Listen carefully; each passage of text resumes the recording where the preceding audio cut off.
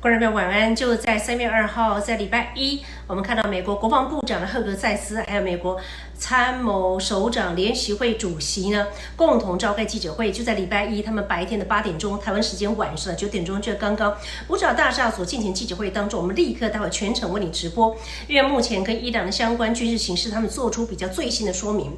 其中，国防部长跟参谋联席会主席的共同强调，美军将以这个主动进攻为主要的核心战略，确保他这个战区的空域能够控制权、主导权可以在美国的身上。当然，国防部认为伊朗仍然具备有远程打击能力，包括了弹道飞弹跟无人机系统。因此呢，美军目前高度聚焦在摧毁敌方的长程攻击能力。五角大厦呢形容这一次行动的策略叫做射攻手，而不是射箭，也就是说优先打击发射来源，而非单纯拦截来袭的飞弹。那么他们透露呢，数个月前已经在这个战区秘密部署最大的防御资产，来确保呢总统呢保有充分的决策空间。那么即使在最近他们的局势升温之前，相关的准备工作已经悄悄展开，所以外界相当关心的一个时间表的问题呢，国防部很明确的表示不会公布任何作战的期限。那么作战的节奏由三军统帅，也就是呢总统来做决定。那么不会向敌人公开整个底牌，包括整个兵力规模跟未来的行动选项。目前美方证实还没有美军地面部队进入伊朗境内，但是未来选项不排除任何的可能性。国防部也认为，现代作战呢不必重蹈过去大规模地面驻军20年前的模式。美国已经证明可以在有限部署之下下达成战略目标。另外呢，五角大厦也坦诚最近有美军伤亡。那相关的说明认为，在这一次的防空作战当中，虽然有成功拦截大部分的攻击目标，但是仍然有少数的飞弹突破防线，击中一个战术行动中心。那么官员认为他们会照顾阵亡的官兵家属，也强调这只会更加坚定美军的一个决心。好，我们来看整个直播内容。我们稍后看完这个直播内容，立刻要连线给沈明市，来跟沈明市进行连线，来看最新的一个战况。好，我们来看看今天就在刚刚3月2号，在星期一早上大约是8点钟，台湾时间晚上9点钟，来自于五角大厦所召开的记者会。当然，大批的媒体也提出相关的问题，请完整来看这场直播。Well, good morning. We just finished an update with Admiral Brad Cooper, the CENTCOM commander, across the CENTCOM AOR, our leadership and troops, as you would expect, doing a fantastic job. 2 days ago, under the direction and direct orders of President Donald J. Trump, the Department of War launched Operation Epic Fury, the most lethal, most complex, and most precise aerial operation in history. For 47 long years, the expansionist and Islamist regime in Tehran has waged a savage, one-sided war against America. They didn't always declare it openly, except for their constant chants of death to America. They did it through the blood of our people. Car bombs in Beirut, rocket attacks on our ships, murders at our embassies, roadside bombs in Iraq and Afghanistan, funded and armed by Iranian Quds Force and IRGC killers. My generation of veterans carry the names of brothers who never came home. Brothers butchered by Iranian-backed roadside bombs and well-armed militias, thousands of our own. We didn't start this war, but under President Trump, we are finishing it. Their war on Americans has become our retribution against their Ayatollah and his death cult. It took the 47th president, a fighter who always puts America first, to finally draw the line after 47 years of Iranian belligerence.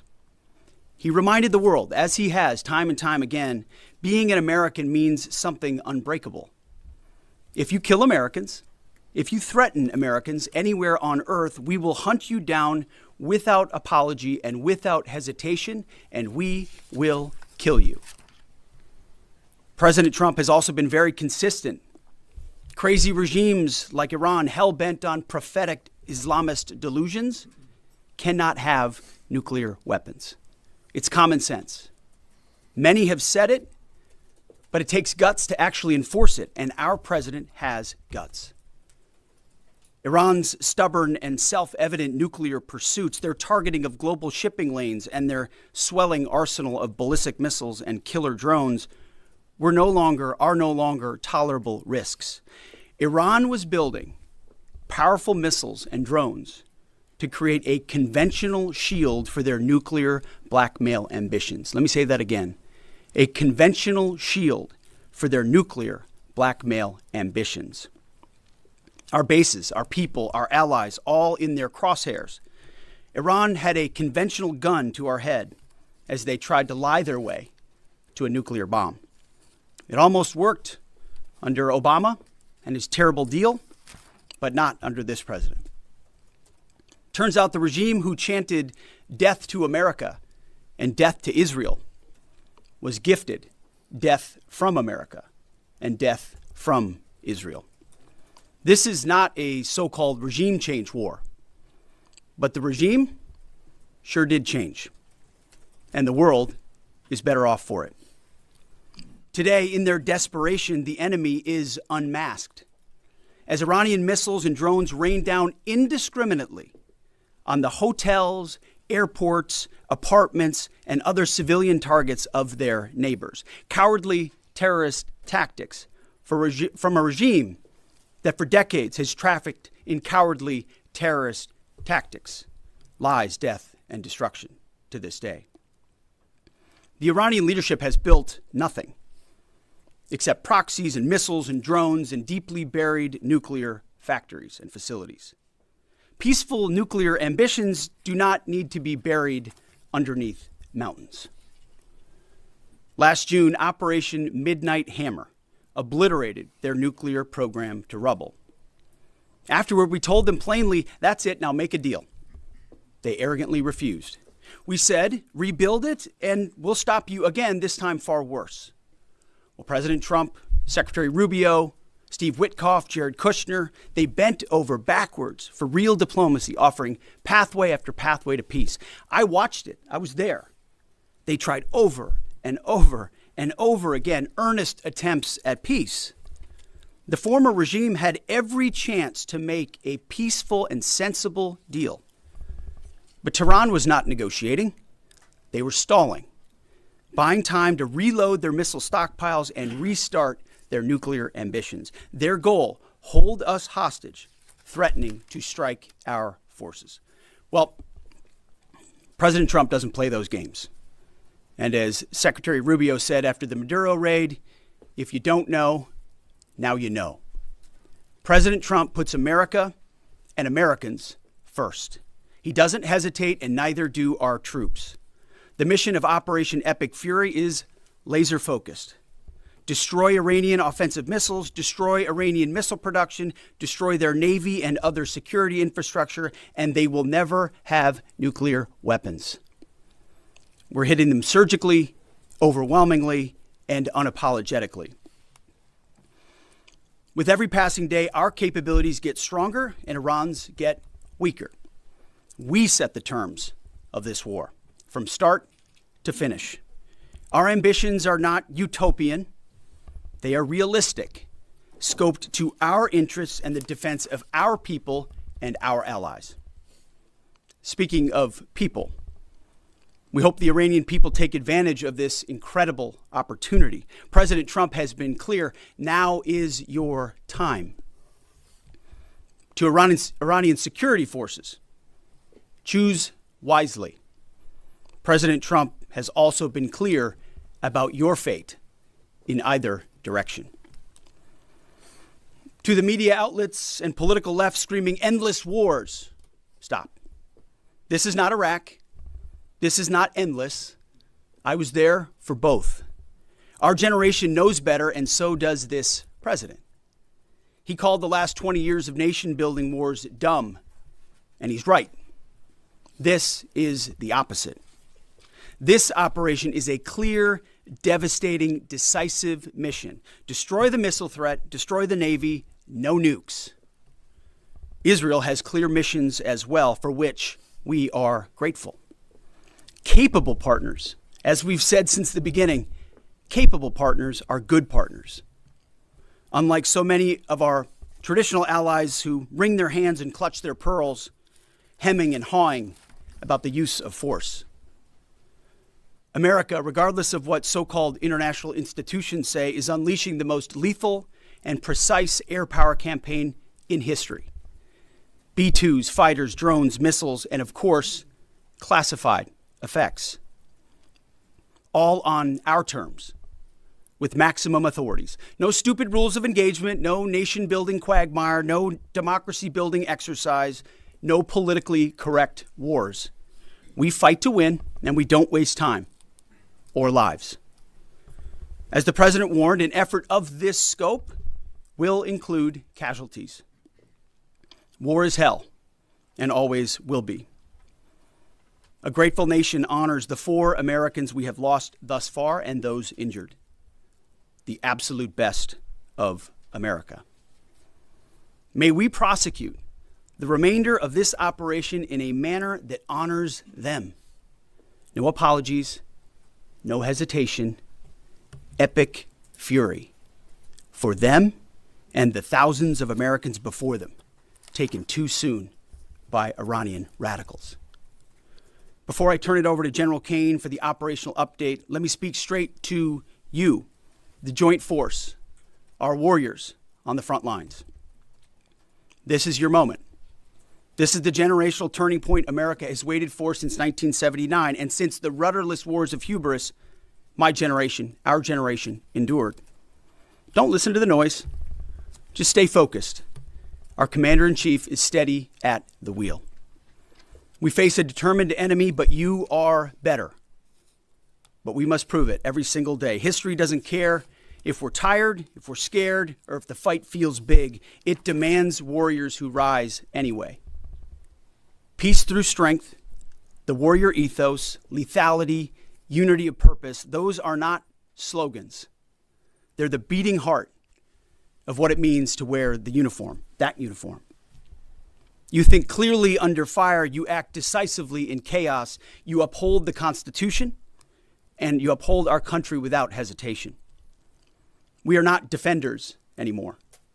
We are warriors, trained to kill the enemy and break their will. History is watching. Be the force you swore an oath to be, focused, disciplined, lethal, and unbreakable. We will finish this on America First conditions of President Trump's choosing. Nobody else's, as it should be. And know this above all, President Trump and I have your back, always. Through fire, through criticism, through fake news, through everything. We unleash you because you are the best, most powerful, most lethal fighting force the world has ever seen. May Almighty God watch over you and his providential arms of protection extend over you. Godspeed, warriors, and keep going. General Kane, over to you. Thank you, Mr. Secretary, and good morning, everyone. The purpose of my portion of the briefing today is to update you and the American people on the actions taken thus far. The briefing will discuss the preparation, the planning, setting the force, the early operations, and how we're assessing the progress thus far. So let's get started. On Saturday, 28 February, at 01:15 Eastern Standard Time, 9:45 a.m. local Tehran time, on the orders of the President of the United States, U.S. Central Command, under the command of United States Navy Admiral Brad Cooper, commenced Operation Epic Fury. As I said, I'm going to walk you through the initial phases of the operation. But first, I want to express my deep condolences and the condolences of the Joint Force to the Department of War personnel killed and wounded in actions thus far. As the Secretary said, they're heroes and represent the best of our nation has to offer. They're true examples of what selfless service means. Our deepest and heartfelt condolences are with their families, their friends, and their units. We grieve with you, and we will never forget you. Additionally, I stand here before you today grateful for each service member, planner, logistician, operator across our joint force, for our Department of War civilians, our intelligence community teammates, our interagency teammates who continue to stand in harm's way alongside us. I am proud of all of you as you take the fight to the enemy, and we are the best in the world at integrating, period. I want to extend my personal gratitude to the dedicated commanders and senior enlisted leaders and the enlisted members of the Joint Force who are fighting this fight across the CENTCOM AOR. In addition to Admiral Cooper and Fleet Master Chief Compton, I want to highlight a few today. U.S. Army Central Command Commander Lieutenant General Pat Frank, who, along with his team, are fighting the counter-missile and counter-drone fight. United States Navy Central Command Commander Vice Admiral Kurt Renshaw and his team, who are engaged with the Iranian Navy and projecting American naval combat power from the seas. And United States Air Force Central Command Commander Lieutenant General Derek France and his leadership team, who are crushing Iranian targets from the air.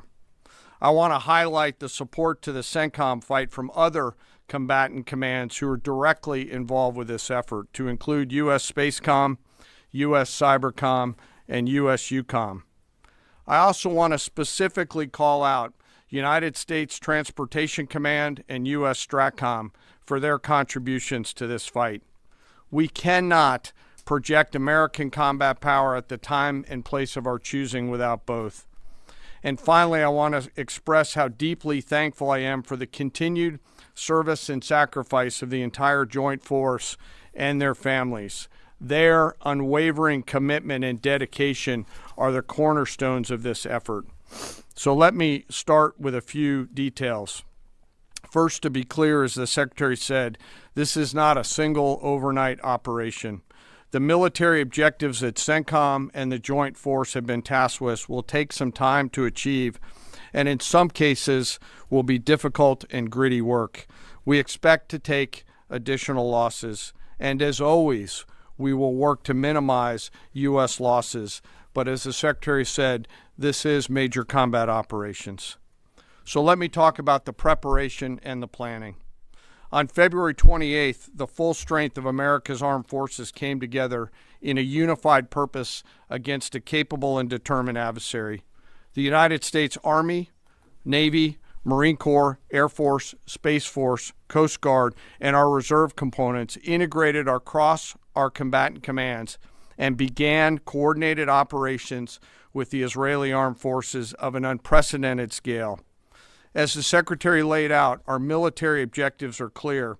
Our mission is to protect and defend ourselves and, together with our regional partners, prevent Iran from the ability to project power outside of its borders, and be ready for follow-on actions as appropriate. Across every domain, land, air, sea, cyber, the U.S. Joint Force delivered synchronized and layered effects designed to disrupt, degrade, deny, and destroy Iran's ability to conduct and sustain combat operations.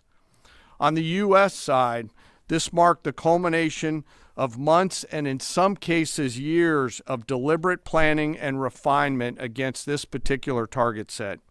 From precision strikes against key military infrastructure to persistent intelligence and targeting integration to the close coordination of the components across vast distances, this operation again demonstrated America's reach, readiness, and professionalism, and that of our joint united force. It was historic not only in the operational scope, but in the level of joint integration displayed across every element of the joint force. And as I said earlier, this work is just beginning and will continue. So now to talk a little bit about setting the force and setting the theater. On the order of the Secretary of War over the last 30 days to reinforce deterrence and provide the President with credible options should action be required, the Joint Force began to systematically reposition assets and personnel across the region. These movements ensured that U.S. forces remained postured, protected, and ready to respond decisively for any emerging threat. This deployment included thousands of service members from all branches, hundreds of advanced fourth and fifth generation fighters, dozens of refueling tankers, the Lincoln and Ford Carrier Strike Group and their embarked air wings, sustained flow of munitions, fuel, supplies, all supported with command and control, intelligence, surveillance, and reconnaissance network. And the flow of forces continues today In fact, Admiral Cooper will receive additional forces even today.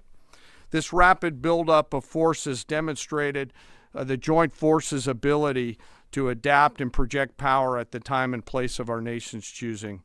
I want to highlight a couple specific cases for you. The Gerald R. Ford Carrier Strike Group, which many of you know was down in the Western Hemisphere, redeployed across the Atlantic to set the theater.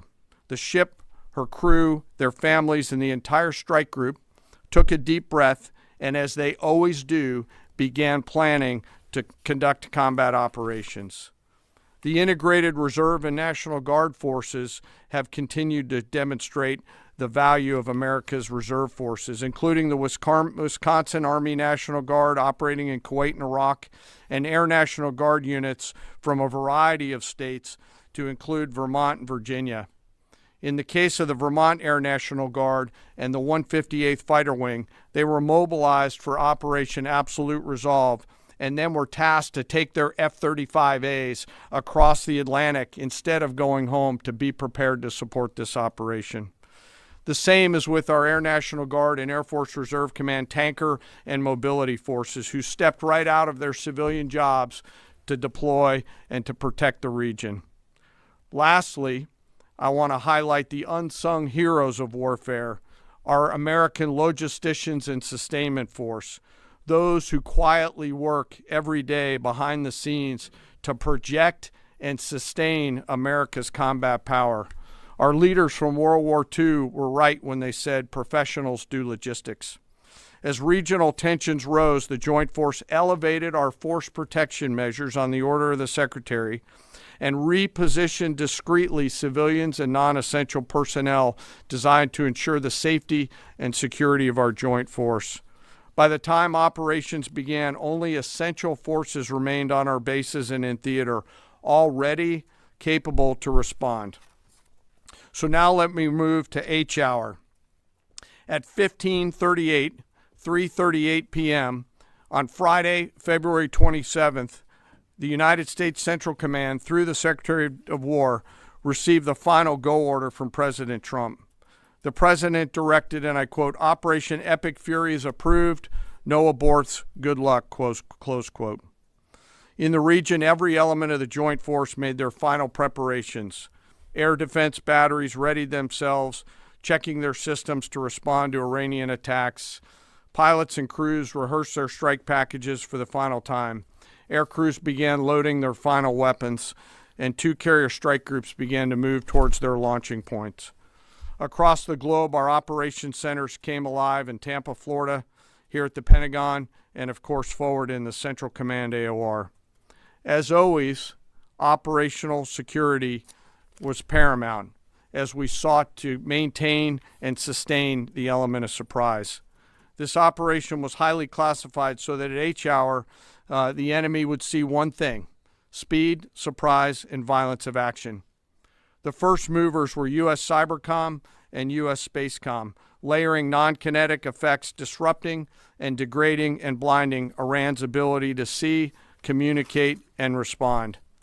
At H hour, the beginning of major combat operations, 01:15 local Eastern Daylight Time, 9:45 local AM Tehran time, as dawn crept up across the Central Command AOR, the skies surged to life. More than 100 aircraft launched from land, sea, fighters, tankers, airborne early warning, electronic attack, bombers from the States, and unmanned platforms, forming a single synchronized wave. This was a daylight strike based on a trigger event conducted by the Israeli Defense Forces, enabled by the U.S. intelligence community. The first shooters at sea were Tomahawks unleashed by the United States Navy, closed in on Iranian naval forces, and began to conduct strikes across the southern flank in Iran. On the ground, forces fired precision standoff weapons, measured, deliberate, precise, and lethal. This was a massive, overwhelming attack across all domains of warfare, striking more than 1,000 targets in the first 24 hours. We are now roughly 57 hours into the operation. In the initial phase, CENTCOM's focus was systematic targeting of Iranian's command and control infrastructure, naval forces, ballistic missile sites, and intelligence infrastructure designed to daze and confuse them. Coordinated space and cyber operations effectively disrupted communications and sensor networks across the area of responsibility, leaving the adversary without the ability to see, coordinate, or respond effectively. The combined impact of these strikes, swift, precise, and overwhelming, has resulted in the establishment of local air superiority. This air superiority will not only enhance the protection of our forces, but also allow them to continue the work over Iran. Over the course of the last 2 days, the Joint Force has launched hundreds of missions from land and sea and delivered tens of thousands of pieces of ordnance. The effort continues to scale. This included American B-2 bombers, which again, similar to Midnight Hammer, flew a 37-hour round-trip sortie from the continental United States, dropping precision, penetrating munitions on Iranian underground facilities across the southern flank and slightly deeper. Additionally, Israel has separately executed hundreds of sorties against hundreds of targets. Beyond Air Force and Navy aircraft strike packages, coordinated salvos of precision standoff weapons from across the region have neutralized hundreds of pre-planned targets. As I mentioned earlier, in support of these kinetic operations, U.S. Cybercom and Spacecom have continuously layered effects to disrupt, disorient, and confuse the enemy. I will note that this operation had several combat firsts, which I'll allow at some point in the future Admiral Cooper to talk about since he owns the AOR. While we've prosecuted a relentless offensive campaign, our defense has been equally important. Across the theater, operations have remained steady and disciplined. Once again, our integrated air and missile defense network is performing exactly as it's intended.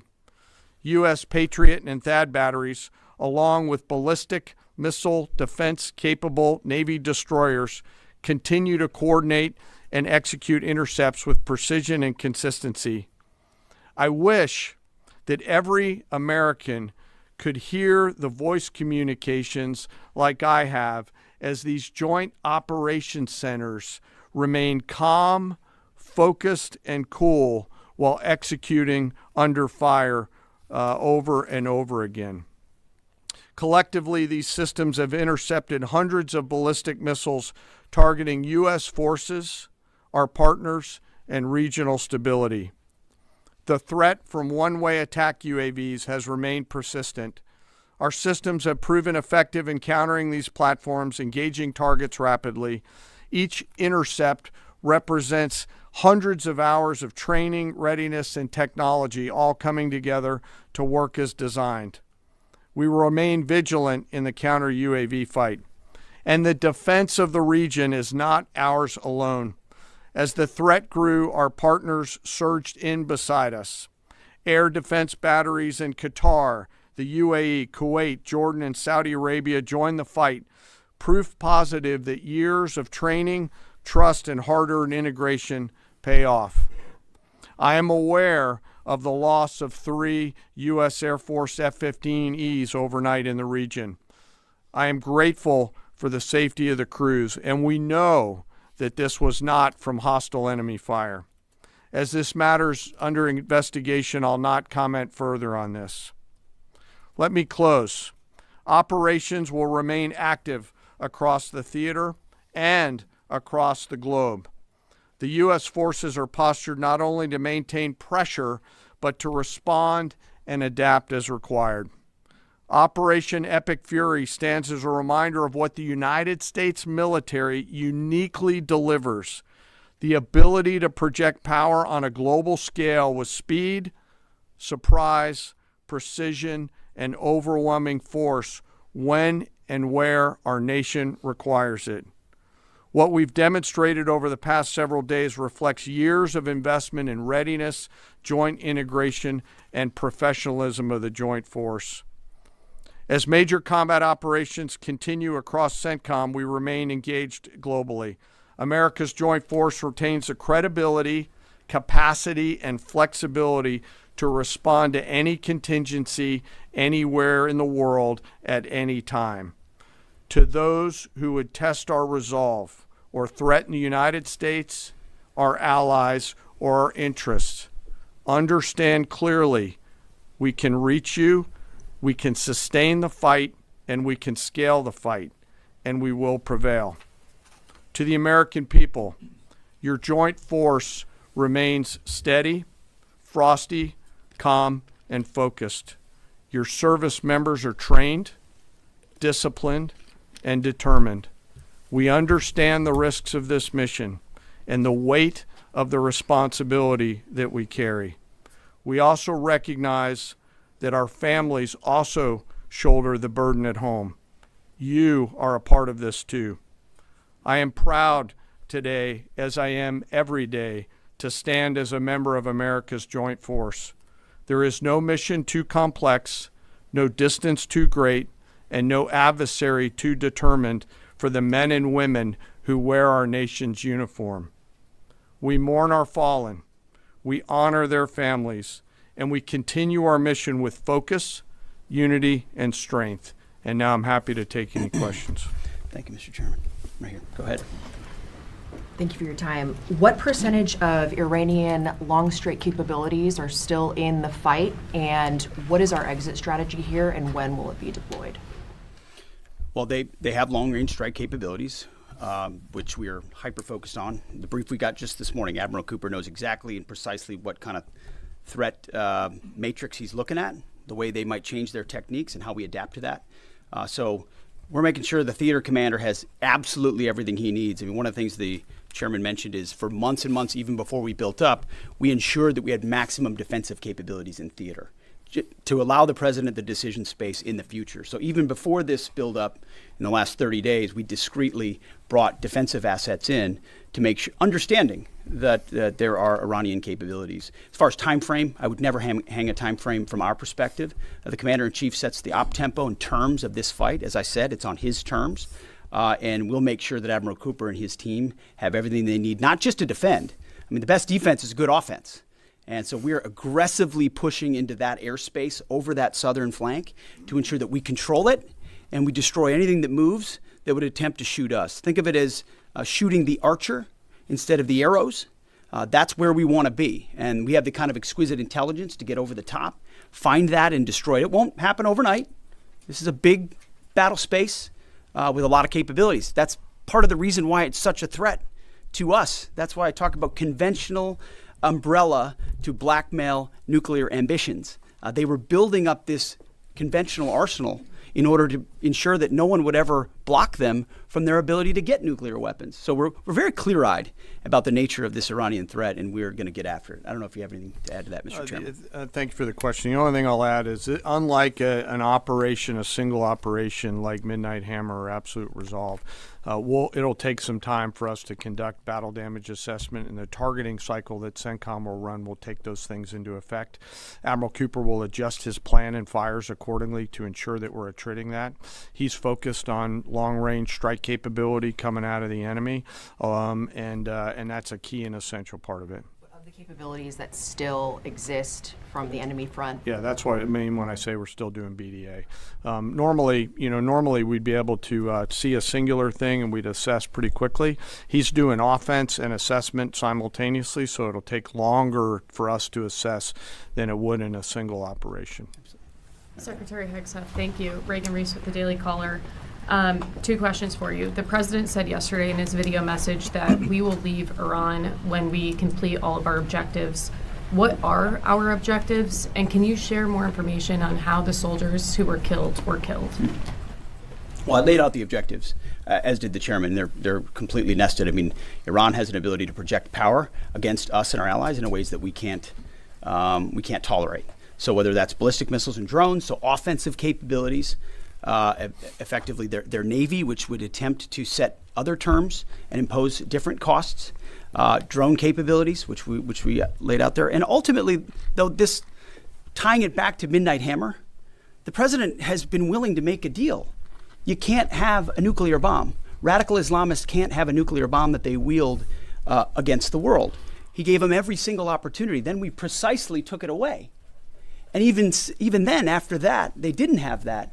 They didn't come to the table with a willingness to give it away. So ultimately, those nuclear ambitions, which never ceased, are something that had to be addressed as well. So that's a discrete sense of what's being addressed here to ensure that they can't use that conventional umbrella to continue a pursuit of nuclear ambitions. And then as it pertains to the U.S. casualties, that particular incident was, you have air defenses and the lot's coming in and you hit most of it, and we absolutely do. We have incredible air defenders. Every once in a while you might have one, unfortunately we call it a squirter, that makes its way through, and in that particular case it happened to hit a tactical operations center that was fortified, but these are powerful weapons. So we certainly will do, as I said, moments like that, as we remember them and we take care of them and take care of their families, only stiffen our resolve to ensure that we do this properly. Thank you. Yep. Right here. Thank you, Secretary Hegseth. I had two questions for you. First, are there currently any American boots on the ground in Iran? No, but we're not going to go into the exercise of what we will or will not do. I think it's one of those fallacies for a long time that this department or presidents or others should tell the American people, and our enemies, by the way, here's exactly what we'll do. Here's exactly how long we'll go. Here's exactly how far we'll go. Here's what we're willing to do and not do. It's foolishness. And so President Trump ensures that our enemies understand we'll go as far as we need to go to advance American interests. But we're not dumb about it. You don't have to roll 200,000 people in there and stay for 20 years. We've proven that you can achieve objectives that advance American interests without being foolish about it. Now, will we be bold about it? Are we willing to be decisive about it? Do we put months and months of planning into what kind of effects we want to achieve? Absolutely. But going forward, why in the world would we tell you, the enemy, anybody, what we will or will not do in pursuit of an objective? We fight to win. We fight to achieve the objectives the President of the United States has laid out, and we will do so unapologetically. Thank you. Is there any significance to Israel carrying out the strike to kill the Ayatollah? And I wanted to know, what was your immediate reaction to finding out about his killing? I think Israel did a great job in the conduct of that operation. President Trump put a 4-week timeline on it. Are you Please. saying that's wrong? Yeah, thank you. You mentioned during the briefing, General Kane, that there would be additional troops sent to the region. Could you say how many troops currently are involved in this operation and how many additional troops are planned to go in this next phase? I don't want to talk specifics because that would tip the enemy off. We have more tactical aviation flowing into theater just based on the time it took to get it out there. I think we're just about where we want to be in terms of total combat capacity and total combat power for Admiral Cooper. One of the things, though, that a commander, he'll consistently assess the trajectory of the campaign. Is he on or off trajectory? And then make an ask of the joint force, which will then develop options for consideration by the Secretary and the President to either increase or in some cases decrease the amount of combat capability that we have over there. I heard the question about 4 weeks. It's the typical NBC sort of gotcha type question. President Trump has all the latitude in the world to talk about how long it may or may not take. 4 weeks, 2 weeks, 6 weeks. It could move up. It could move back. We're going to execute at his command the objectives we've set out to achieve. And what he has shown an ability to do that other presidents can't quite seem to have the aperture to do, well, I mean, Joe Biden didn't even know what he was doing, is to look for opportunities and off-ramps and escalations for the United States that creates new opportunities to execute what we need on our own timeline. So you can play games about 4 weeks, 5 weeks. He has all the latitude, and I'm glad he does, because there's no better communicator than our president expressing those things. To the Daily Mail. I've been in meetings with the president for the last 2.5 days. We know exactly where his headspace is, and he will communicate as he should exactly what he would like, and we will follow those orders. And I think everything he said on that is right down the middle. Chairman, did you have Absolutely. evidence Yes, right there. Yes, sir. Thank you very much, Secretary. I left my hometown of Sakis in Iranian Kurdistan in 1996. Can you promise that I will be able to return home safely this year? And I have a following question too, please. I appreciate the question. I'm not here to place guarantees on that, but I think the message the president has given has been clear. To the people of Iran, this is your moment. The world was seized by these crowds, and then seized by the reality of this regime killing tens of thousands of innocent protesters.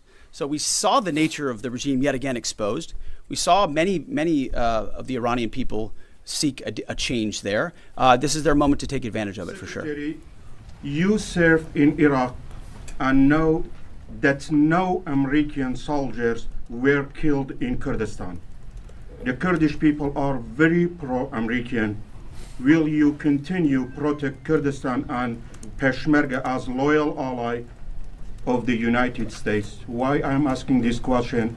Because now Kurdistan is under attack by Iranian drones and by proxies in Iraq and on the region. I think I can speak to allies generally in the region who we've been in constant communication with. We have been standing shoulder to shoulder with them, and we appreciate their capabilities. Absolutely. Yes, right here. Hi, thank you. Cameron Arkin with the Daily Wire. My question is about some of the domestic threats, if any, regarding this right now. Would there be any concerns about Iranian sleeper cells, and kind of what has the Trump administration been doing to kind of monitor these threats? Across the interagency, in full coordination, of course, we're paying attention to any potentialities there. This is a former regime, a regime that seeks to export that ideology and try to sow terror. We're ready for that. We've seen these types of folks before, and the American people can rest assured that we're vigilant on that. Right here. Secretary, thank you. Kind of a follow-up on that last question. There was just this, what appears to be a terrorist attack in Austin yesterday. How does that change the operation at all? What effect does that have? And it doesn't change the operation at all, and I know the authorities are executing exactly the way they should. Secretary Hegseth, and one for Chairman Kane as well. I understand, to your point here, that you don't want to broadcast everything for our adversaries to hear, but the American people also want to know what they're sending their men and women to war for. Is there a concern of this spiraling into a longer war? And then one for the chairman when you're done. Did you not hear my remarks? I mean, we're ensuring the mission gets accomplished, but we are very clear-eyed, as the president has been, unlike other presidents, about the foolish policies of the past that recklessly pulled us in to things that were not tethered to actual clear objectives. So we know, we have plans, we have generals, we have chairmen, we have commanders, CENTCOM commanders, Admiral Cooper, who's executing very deliberately to ensure outcomes that I laid out are accomplished. But we would never, in front of a press pool, lay out how long that may take. The mission for our warfighters, which is what matters to us, is very, very clear. And they're executing it right now violently. And just for the chairman quickly, I have one for the chairman. You said this is not a one-night operation. It will take time to achieve the goals. What would be the goal line here for you? I think the Secretary laid out the military objectives, and that's what we execute against, is the military objectives. Last one right here.